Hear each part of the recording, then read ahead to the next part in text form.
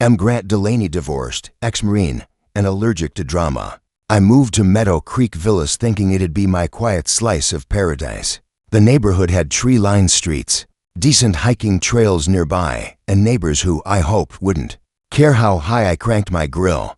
That dream lasted exactly 12 days before Margot Flannery, HOA president and self-appointed suburban dictator, decided my existence was her personal crisis. Margot ran Meadow Creek like it was her own little empire, complete with passive-aggressive flyers and a laminating machine she treated like a sacred relic. She once fined a guy for garage door fatigue because he left it open for 6 minutes. 6. The woman had a ruler in one hand and a vendetta in the other. I should have known she'd come for me when I rolled up in my new Rida 1988 Jeep Grand Wagoneer. Black, boxy, and beautiful. To me, it was a classic. To Margot, it was a crime against her carefully curated Meadow Creek aesthetic. The trouble started with an email. "Dear Mr. Delaney," it began. In that fake polite tone that screams trouble. Vintage vehicles are not compatible with the Meadow Creek ambience. She demanded I hide my Jeep in the garage or, I don't know, launch it into orbit. I ignored it. I figured she'd find someone else to harass like the guy with the unapproved mailbox font. Big mistake. Margot Flannery didn't just move on. She escalated. First came the violation notices, printed on cardstock so thick it could double as armor. My Jeep was guilty of vehicle tone incongruity and temporal aesthetic discord. I'm no lawyer, but I'm pretty sure those aren't real things. When I kept parking my Jeep in my driveway like a normal person, Margot reported it to the city as an abandoned vehicle. Code enforcement showed up, took one look at my current tags and registration, and left without a word. I thought that'd be the end of it. Nope. Margot doubled down. Every morning, I'd find a new note under my windshield wiper, each crazier than the last. "Your vehicle is lowering property values by existing," one said. Another claimed my Jeep was emotionally damaging the neighborhood children with its aggressive automotive presence. I started a file labeled evidence of crazy and tossed them in there. But then things got weird, creepy weird. I caught Margot loitering near my driveway at odd hours, pretending to inspect the communal flower beds while snapping photos of my Jeep. One night, at 8 a.m., my security camera caught her measuring my setback with a tape measure, like she was auditioning for a suburban spy movie. "Margot, it's 2 in the morning." I called out, leaning out my window. "You measuring my driveway for a coffin, just ensuring compliance with setback requirements." She chirped like that was a normal thing to do in the dead of night. I went back to bed. But the next day, my camera caught her touching my Jeep's door handles. When I confronted her, she claimed she was checking for rust per some imaginary HOA maintenance rule. I pointed out that rust inspections weren't in the HOA charter. By that evening, she drafted a new amendment and tried to pass it at an emergency board meeting she held solo in her garage. I should have seen the real crazy coming. Margot had convinced herself my Jeep was HOA property community contraband I'd somehow stolen. In her mind, anything that offended her pastel linen sensibilities belonged to her jurisdiction. It was Olympic-level mental gymnastics, and Margot was going for gold. The showdown happened on a Thursday morning. I was sipping coffee on my porch, enjoying the quiet, when I heard a car alarm beep. Not mine. I looked up to see Margot standing next to my Jeep, jabbing at a key fob like she was trying to cast a spell. She tried the driver's door. Locked. Passenger side. Locked. She pressed the fob harder, as if my Jeep would suddenly recognize her Toyota Camry's remote. Her face was turning red, her linen blazer flapping as she circled my Jeep like a shark. Then she lost it. Full-on meltdown. She pulled out her phone and dialed 911. From 50 feet away, I could hear every word. "Yes, I need to report a stolen vehicle. Someone has taken HOA property and is refusing to return it." She gave my address, described my Jeep as the stolen HOA utility vehicle, and insisted she had the keys to prove ownership. I sipped my coffee and settled in. This was going to be good.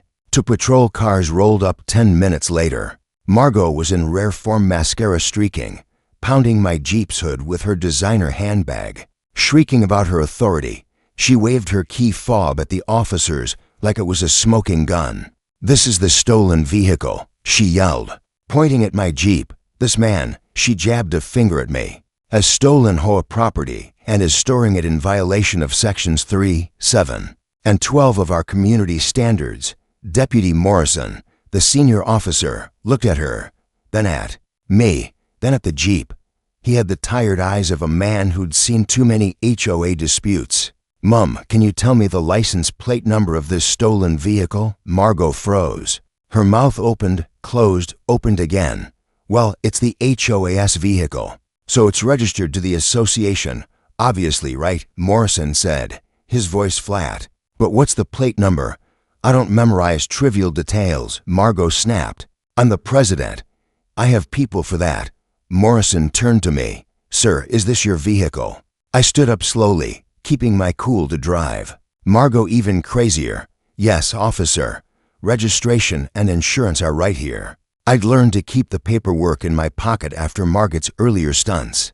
I handed over the title, registration, and insurance card, all clean, all in my name, all matching the VIN on the dashboard. Morrison's partner ran the plates while Margot fumed. "Everything checks out," Morrison said, handing my papers back. He turned to Margot. "Mum, can you explain why you think this vehicle belongs to the HOA?" Margot's face went from red to a shade of purple I'd only seen in eggplants. "He's lying. Those documents are forged. I demand you check them for forgery." She waved her key fob again. My Jeep didn't even flinch. "I have the key." "Why would I have the key if it's not mine, ma'am?" Morrison said, pinching the bridge of his nose. "That's a Toyota key fob. This is a Jeep." He changed the locks. Margot screeched. "He stole our vehicle and changed the locks. This is grand theft auto. Arrest him." Morrison sighed like he was rethinking his career choices. "Ma'am, attempting to access a vehicle that isn't yours while making false claims of ownership is a criminal offense. Step back from the vehicle." Margot didn't step back. She doubled down, trying to squeeze past Morrison to get to my Jeep, still mashing her key fob. "I'll prove it. Let me try the key in the door." She pulled out her laminated HOA president badge and waved it like it was FBI credentials. "You don't understand. I'm the HOA president. I have authority here, ma'am," Morrison said, his voice now steel. "You're attempting to unlawfully enter a vehicle and you've made a false police report. I'm placing you under arrest." The look on Margot's face was pure gold shock, indignation, then panic. "You can't arrest me. I'm the president. I have a board meeting tonight. I have to approve the new mulch color." But the handcuffs clicked on, and Margot's reign of terror was officially over. As they led her to the patrol car, she tried one last Hail Mary. "Check his garage. He's probably hiding stolen HOA property in there. We own a leaf blower that went missing last year." The neighbors, now gathered with their phones out, ate it up. Margot Flannery, Meadow Creek's tyrant, was going down in flames. The next day, the Meadow Creek Gazette ran the story. HOA president mistakes Jeep for her property. Mistakes handcuffs for bracelets.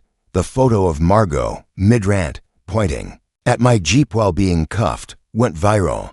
At an emergency HOA meeting that night, without Margot to steer the ship, the truth spilled out. She'd tried to confiscate garden gnomes, tow a kid's bike for being the wrong pink, and more. The board voted her out unanimously, drafting her resignation while she sat in custody. They cleaned out her office, a converted maintenance closet, and found a drawer of copied house keys, citation pads for future violations, and a voodoo doll labeled Lot 47. That's me. The charges against her were no joke. False police reports, attempted breaking and entering, harassment. The DA, fed up with her 911 abuse, pushed for up to 2 years in jail and $10,000 in fines. At her arraignment, Margot fainted, taking the defendant's table with her. My Jeep still in the driveway. The neighbors call it the Liberator now. I'm not arguing.